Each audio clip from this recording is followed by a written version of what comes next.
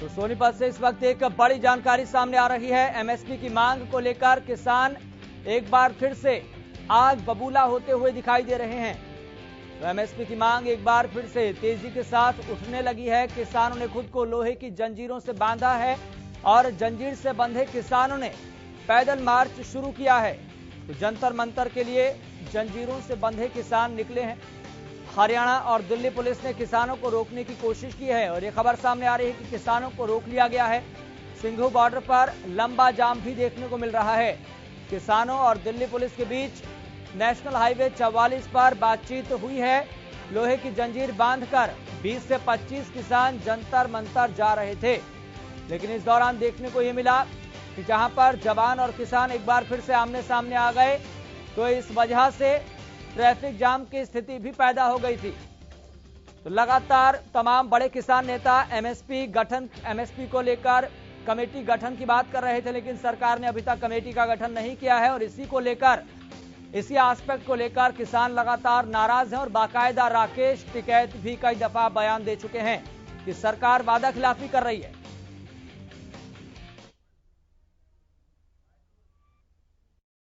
और MSP guarantee कानून किसान की जान है, इसके बिना किसान जिंदा नहीं रह सकता और ये जिंदा रहेगा तो गुलामी में रहा गया। इसलिए इस गुलामी की बेड़ियों को तोड़ने के लिए हम जंतर मंतर पर सरकार को चेताने जा रहे हैं। एक एमएसपी गारंटी कानून लागू करो, जल्दी लागू करो, जल्दी लागू करो और इस किसान को बचाओ, देश को बचाओ। इसके लिए हम निवेदन करने आए हैं, पूरी देश की जनता से हाथ जोड़कर निवेदन करते हैं कि आप एमएसपी गारंटी कानून के लिए उठ खड़े हो जाओ। हम जंतर मंतर पर जाना चाह रहे हैं क्योंकि 30 जनवरी है। 30 जनवरी का हमारा मार्च था। जंतर पुलिस प्रशासन को पार्लियामेंट स्ट्रीट पे सूचित भी कर रखा है और ये जो मार्च है एमएसपी की गारंटी को लेकर निकाला जा रहा है। बताइए कि हम कोई हिंसक नहीं, हम शांतिपूर्ण ढंग से सत्याग्रह के हिसाब से मार्च लेके चल रहे हैं। सरकार चाहती क्या है? किसान की मांग है केवल एमएसपी। एमएसपी के बिना सारा काम उसका अधूरा है।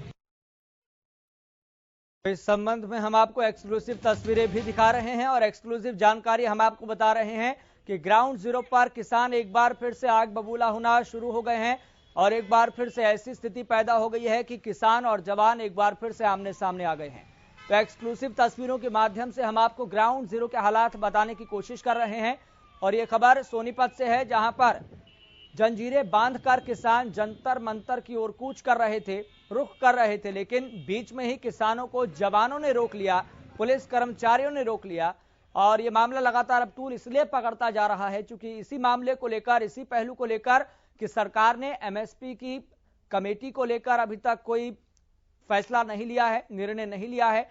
कमेटी गठन की बात कही थी, लेकिन अभी तक लंबा समय हो गया है किसानों को अपना किसान आंदोलन स्थगित किए हुए, लेकिन अभी तक इस मामले को लेकर कोई फैसला सरकार की तरफ से नहीं लिया गया है कि हम एमएसपी को लेकर कमेटी का गठन करेंगे।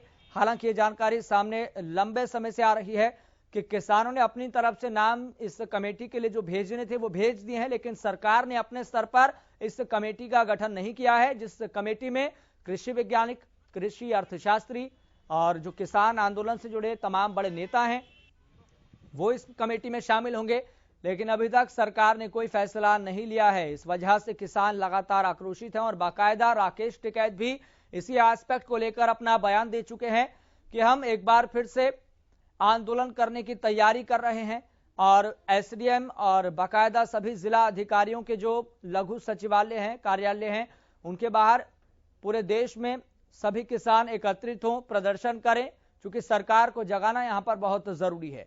हालांकि आपको बताएं कि पुलिस और किसानों के बीच में संवाद भी हुआ, समझाने की कोशिश की गई, लेकिन किसान लगातार आक्रोशित हैं कि सरकार इस एस्पेक्ट को लेकर कोई फैसला नहीं ले रही है, जबकि सरकार ने कहा था और लिखित में हर चीजों को मान लिया गया था, लेकिन बावजूद इसके सरकार कमेटी का गठन नहीं कर रही है, इसलिए किसान आक्रोशित हैं, आग बबूला हैं। इस खबर पर ज्यादा जानकारी के साथ मेरे सहयोगी लाजपत जुड़ गए हैं। लाजपत, फिलहाल ग्राउंड जीरो से क्या अपडेट मिल पा रहा है, क्या स्थिति बनी हुई है, क्या अभी भी जाम की स्थिति बनी हुई है, क्या किसान आगे बढ़ चुके हैं या फिर उनको रोका गया है? जी बिल्कुल, यस। देखिए, 3 कृषि कानूनों को लेकर लंबे दौर तक चला आंदोलन जो सिंघू बॉर्डर जो बिंदु पॉइंट है, जहाँ से हर तरह की रणनीति बनती थी और हर तरीके का आंदोलन रहता था। उसी को मद्देनजर रखते हुए आपको बता दें कि आज की जो हालात थे वो काफी गंभीर थे और इस बात को लेकर जो एमएसपी की मांग थी उसको लेकर कहीं ना कहीं तो कुछ किसानों में गुस्सा था और इस गुस्से को लेकर कहीं ना कहीं जो किसान थे उनमें एक अलग से जो बात दिखी कि वो उनको जो है एमएसपी की मांग थी जो जिनकी किसानों की उनको लेकर दिल्ली जाना था और जंतर मंतर की जो है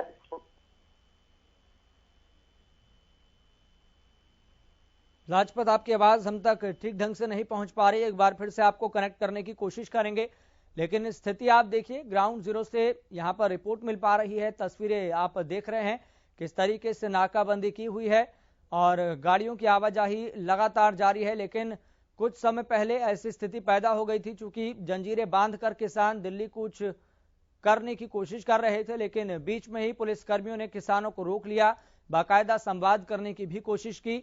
लेकिन यहां पर किसानों ने सभी किसानों से आह्वान किया है कि एक बार फिर से आप दिल्ली जाएं, जंतर मंतर पर चलें, सरकार को जगाने की कोशिश करें, क्योंकि सरकार ने जो वादा किया था उसको लेकर तो वादा खिलाफी कर दी है।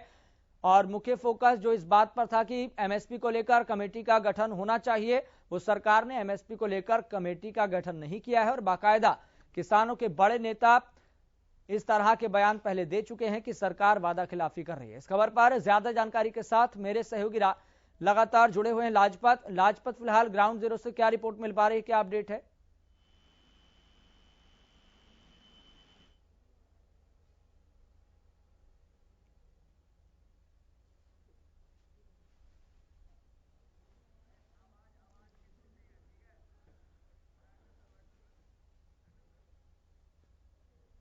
चलिए, एक बार फिर से फोन डिस्कनेक्ट हो गया है, एक बार फिर से कनेक्ट करने की कोशिश करेंगे और ग्राउंड जीरो पर जो हालात बने हुए हैं उसे जानने और समझने की कोशिश करेंगे।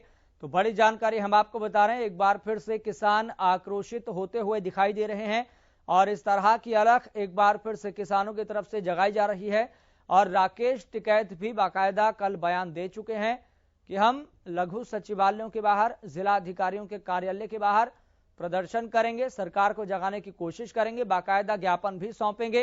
हालांकि आपको बता दें, किसान नेताओं ने इस बात को तय किया था कि हम हर महीने 15 तारीख को एक समीक्षा करेंगे कि हमारी मांगों पर सरकार कितना आगे बढ़ी है और या आगे नहीं बढ़ी है। हालांकि कई मांगे ऐसी हैं जिस पर अभी पूरी तरीके से विचार चल रहा है, सरकार ने अभी कोई कदम नहीं उठाया है। लेकिन आज ही सोनीपत से खबर सामने आई थी कि जो किसानों के परिवार हैं उनको 5 लाख रुपए की सहायता राशि दी गई है। लेकिन इसी बीच यहां पर मुख्य फोकस किसानों का यह है कि आप एमएसपी को लेकर कमेटी का गठन करें और एमएसपी की मांग किसानों की मुख्य मांग रही है। एक बार फिर से मेरे सहयोगी लाजपत जुड़ गए हैं। लाजपत, फिलहाल ग्राउंड जीरो से क्या रिपोर्ट मिल पा रही है, क्या अपडेट है?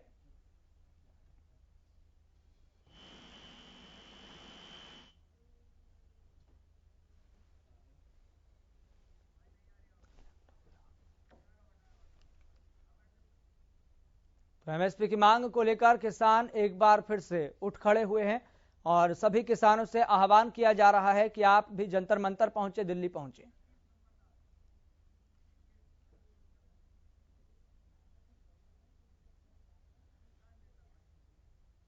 चलिए, आपको बता दें, इस मसले पर हमारे साथ बातचीत करने के लिए भाकियू के नेता सतीश नंबरदार जुड़ गए हैं। सतीश नंबरदार जी, फिलहाल क्या स्थिति आप देख पा रहे हैं? जो आपकी मांगे थी उस पर सरकार कितना आगे बढ़ी है? आज सरकार अपनी बातों से उल्टा धने का काम कर रही है, जो कि पूरे का पूरा किसान समाज इस बात को बर्दाश्त नहीं करेगा। और आज किसानों में अशांति का माहौल पैदा करने का काम किया जा रहा है। लेकिन किसान अपनी कल भी एकजुट था और आज अपनी एकजुटता के साथ केंद्र में बैठी भाजपा की सरकार के खिलाफ अपनी आवाज बुलंद करने का काम करेगा। और ये मैसेज पूरे देश में किसानों के घर घर जाने का काम हो रहा है। हो सकता है जो पीछे आंदोलन था उससे भी बड़ा एक आंदोलन, एक क्रांति का रूप लेकर खड़ा होने का काम होगा। जी सतीश जी, आप क्या मानकर चल रहे हैं? क्योंकि सरकार तो बाकायदा लिखित में भी सहमति दे चुकी है कि आपकी मांगों को हम सीरियसली ले रहे हैं, लेकिन अब ऐसा क्या हो रहा है कि सरकार आपकी मांगों पर गंभीरता से विचार नहीं कर रही है? अगर गंभीरता से विचार कर रही होती तो एमएसपी को लेकर कमेटी का गठन भी हो गया होता। और कई एस्पेक्ट को लेकर बातचीत भी हो गई होती, लेकिन अभी तक कमेटी का गठन भी नहीं हुआ। तो सरकार की मंशा आप क्या देख रहे हैं? सरकार की यही मंशा है कि देश के भोले भाले किसानों को किस तरह कुचलने का काम हो, लेकिन आज पूरे का पूरा किसान एक तरफ से बात जो रहा था, और किस तरह सरकार किसानों की मांगे मान के और एमएसपी पे एक अच्छा कानून बना के दे जो पूरे देश के किसानों का भला हो। और इस जो केंद्र में बैठी भाजपा की सरकार आज खुद ही बैकफुट पाने का काम हो रहा है। एक तरफ तो यूपी में किसानों पे फायदे की बात करने का काम करती है, दूसरी तरफ किसानों के आंदोलन को कुचलने का काम केंद्र में बैठी भाजपा की सरकार कर रही है। जो आज किसान, एक मेरे जो यूपी वाले भाई हैं, आज वह किस तरह किसानों को भड़का के इस तरह गलत बयान देगा, किसानों में एक हलचल पैदा करना चाहते हैं। जो किसान पहले भी अपने आप आंदोलन लड़ने का काम किया था और अब फिर से अपने आप ही पूरे का पूरा ये आंदोलन एक क्रांति का रूप लेगा। और एमएसपी के बगैर आज किसान नहीं मानने वाला, एमएसपी है तो किसान आज अपने घर जाएगा, नहीं तो दूसरा आंदोलन अब खड़ा होने का आज एक क्रांति का रूप लेने का काम करेगा। जी ठीक है सतीश जी, मैं आपके पास लौटूंगा। हमारे साथ बीकेयू के ही किसान नेता स्वामिंद्र भी जुड़ गए हैं। स्वामिंद्र जी, आपका बहुत बहुत स्वागत हरियाणा न्यूज पर। नमस्कार जी।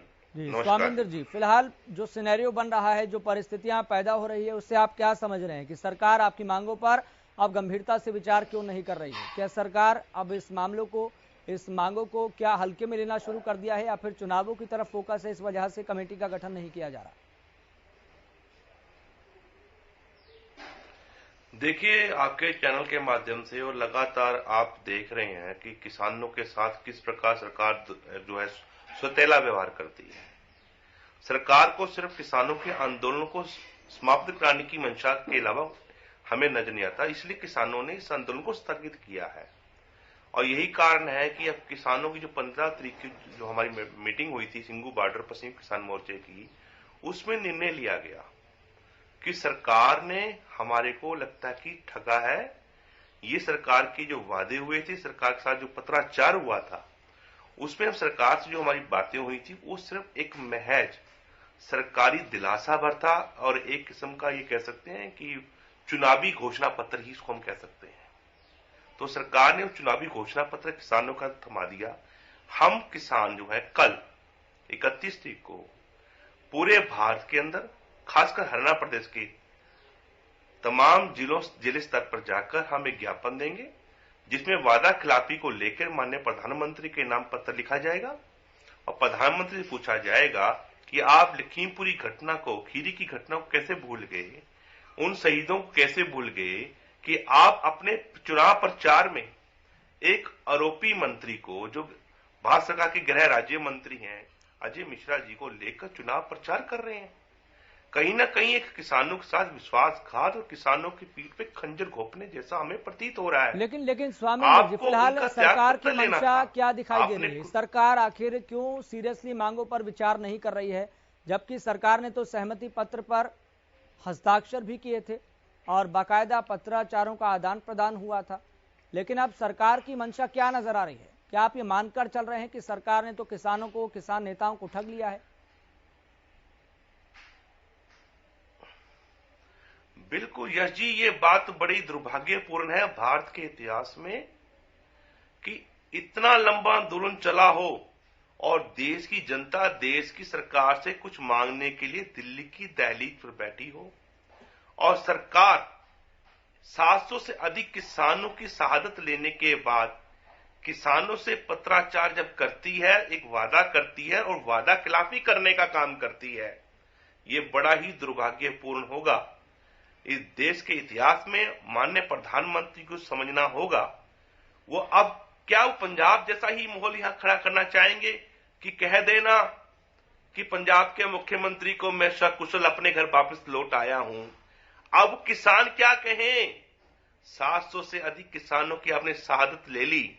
माननीय प्रधानमंत्री जी, हम क्या कहें, किसको कहें, किसके आगे रोएं? यही कारण है किसान आंदोलन के लिए दोबारा मजबूर हो रहा है। किसान की ये पत्राचार जो कल आपको दिया जाएगा, किसानों द्वारा जो आपको लेटर दिया जाएगा, जाएगा, इसको आप चुनौती समझ लेना।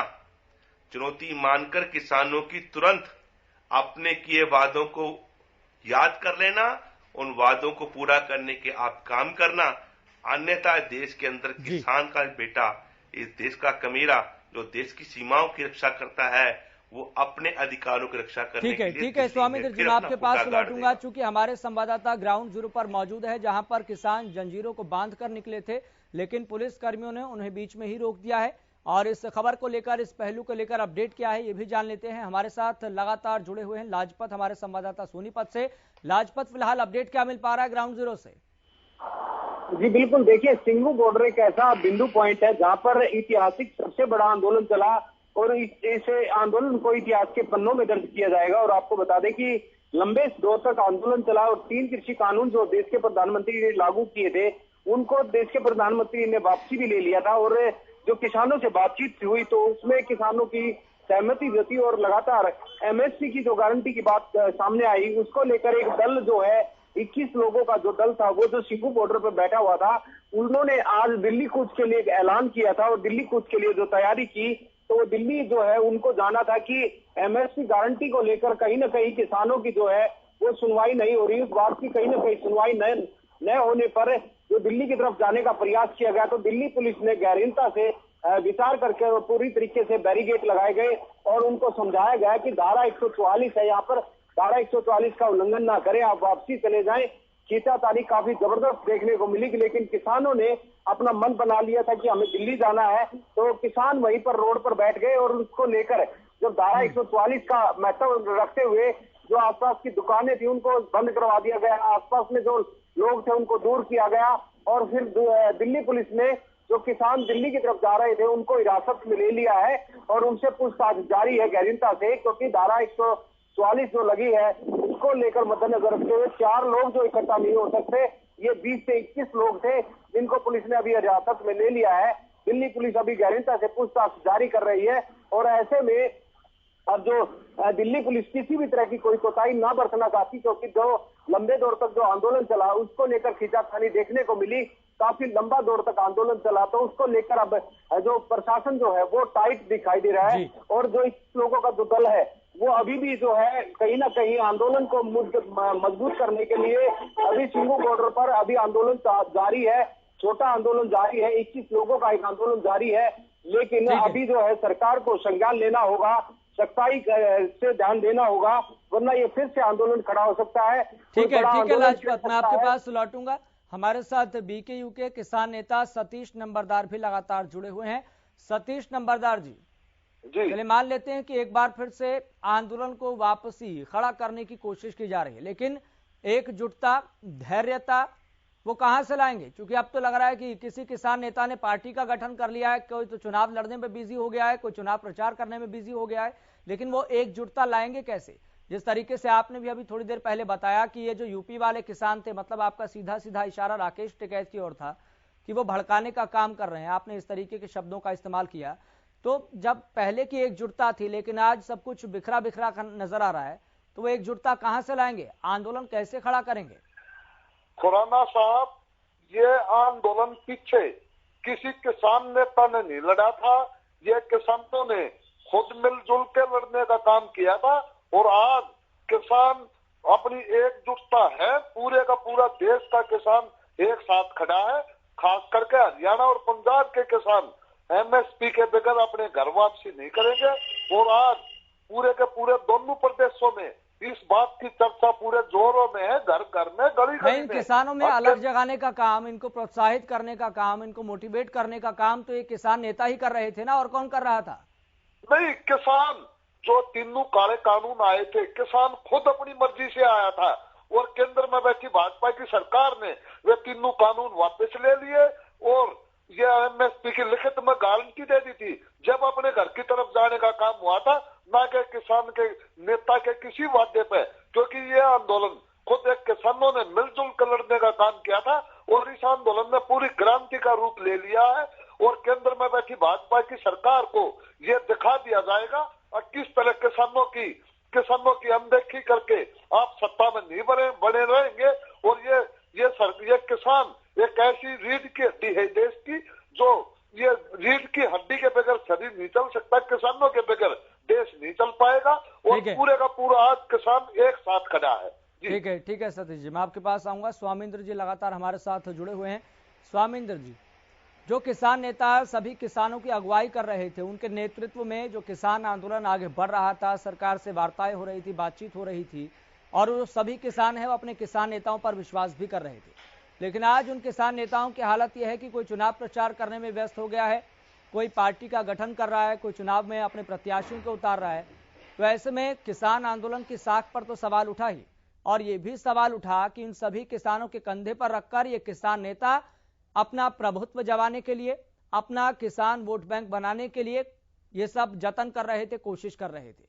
लेकिन आप कह रहे हैं कि आंदोलन फिर से खड़ा करने को मजबूर कर दिया है, तो किसान आंदोलन फिर से खड़ा कैसे होगा? एकजुटता ही नहीं है, धैर्यता ही नहीं है। और पहली बात तो यह है कि आपको लग रहा है कि समीक्षा बैठक दोबारा की जाए, सरकार से बातचीत एक बार फिर से की जाए आंदोलन खड़ा करने से पहले। क्या ऐसा कुछ रणनीति बनाने की कोशिश कर रहे हैं? यश जी, मैं पहली बात तो कहना चाहता हूं, भारत एक लोकतांत्रिक देश है। यहाँ पे लोकतांत्रिक तरीके से आगे बढ़ा जाता है, और भारत के अंदर संविधान ने चुनाव में खड़े होने की और चुनाव में मतदान करने की, मताधिकार की हर एक को आजादी दी है। किसान भी राजनीति में है। मैं ये नहीं कहूंगा कि हम राजनीति अछूते हैं, हम वोट डालने की राजनीति करते हैं। हम वोट मांगने की राजनीति नहीं कर रहे थे। कुछ हमारे साथी जो राजनीति के अंदर उतरकर वोट मांगने की राजनीति करना चाहते थे, संयुक्त किसान मोर्चे ने उनसे अपना किनारा कर लिया। और 15 तारीख को हमने एक फैसला लिया, ऐतिहासिक फैसला लिया, जो लोग राजनीति करेंगे उनका संयुक्त किसान मोर्चे से कोई लेना देना नहीं है। क्योंकि किसान यूनियन की जो पृष्ठभूमि है उसमें क्लियर लिखा है कि हम किसी भी राजनीति, दलगत राजनीति से ग्रस्त नहीं होंगे। हम वो निर्वाचन प्रणाली का सत्कार करते हैं, उसको हम मानते हैं। देश के संविधान को हमने अंगीकार किया हुआ है। हम संविधान से लोगों की बात नहीं कर रहे, हम तो ये बात करने यहां आए हैं, जिन राजनीतिक दलों ने सत्ता लेने के लिए देश की जनता से जो वादे किए, और जो वादे इस देश के संविधान के अनुसार पूरे होने चाहिए, वो उन्हें कर देने चाहिए। अपना किया वादा पूरा करो, वरना किसान नेताओं के भीतर अब क्या सुगबुगाहट चल रही है, ये मैं आपसे जानना चाहूंगा, समझना चाहूंगा। क्या सुगबुगाहट चल रही है? क्या आंदोलन को एक बार फिर से खड़ा किया जाएगा? संक्षिप्त में बताइएगा। आंदोलन तो अभी समाप्त ही नहीं हुआ, स्थगित हुआ है।